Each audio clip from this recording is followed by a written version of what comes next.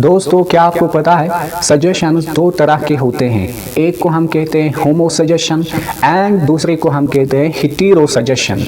होमो suggestion ऐसी suggestion होती है जो आप खुद को खुद ही देते हो एंड हिटेरो सजेशन ऐसी सजेशन होती है जो आपको कोई और बंदा देता है। अब आप सोचते होंगे कि मैंने यहाँ पे ये हिटेरो और होमो सजेशन का टॉपिक क्यों लाया है।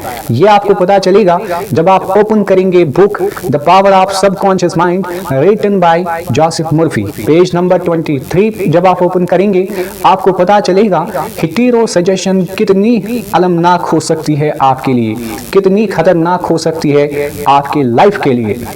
जोसेफ मर्फी कहता है कि मेरा एक रिलेटिव बहुत बीमार था। अब उसने फैसला किया कि मैं इंडिया जाऊं किसी एक क्रिस्टल गेजर के पास, क्योंकि उनको पहले ही पता चलता है, देखने से ही पता चलता है कि एक बीमार को कौन सी प्रॉब्लम है। एज पर देयर कॉन्सेप्ट, हमारा बिलीफ ये नहीं है, मैं कहता हूं कि एज पर देयर कॉन्सेप्ट। जब ये क्रिस्टल गेजर के पास पहुंचा, ये इनके सामने बैठा है। अब ये बीमार इसको कहता है, बाबा जी मुझे ये बताइए कि मुझे कौन सी बीमारी है, मैं बहुत ज़्यादा बीमार हूँ, मुझे आप बताइए मेरे अंदर कौन सी बीमारी है।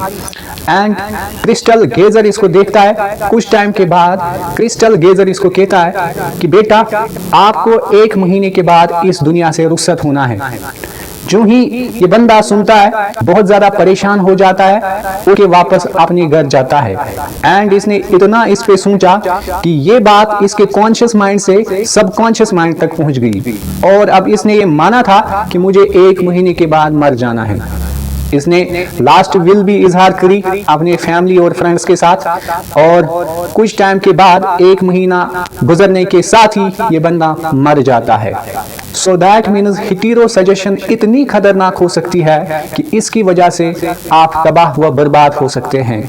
अगर आपको कोई भी बंदा हिटेरो सजेशन देता है कि नहीं आप कुछ नहीं कर सकते हैं, जो ही आपने ये वर्ड या ये सेंटेंस सुना कि आप कुछ नहीं कर सकते हैं, इसके साथ ही आप सोचना स्टार्ट करेंगे कॉन्शियस माइंड के साथ एंड ये बात आपके सबकॉन्शियस माइंड तक पहुंच जाएगी।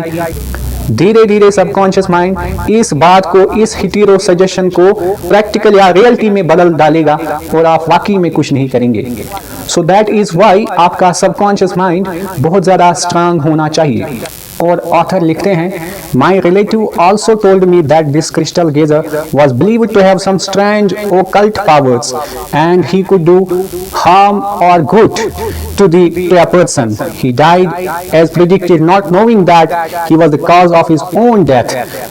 I suppose many of us have heard similar stupid, ridiculous and superstitious stories.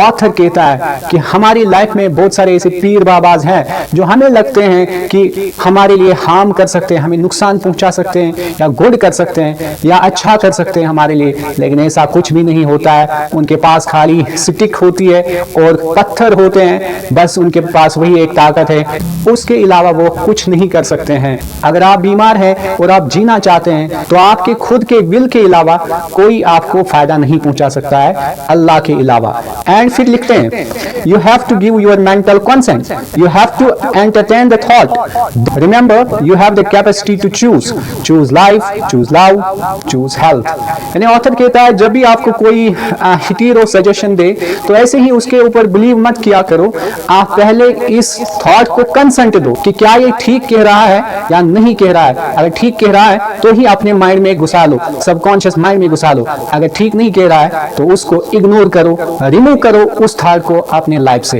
And फिर लास्ट में कहता है choose life, choose love, choose health.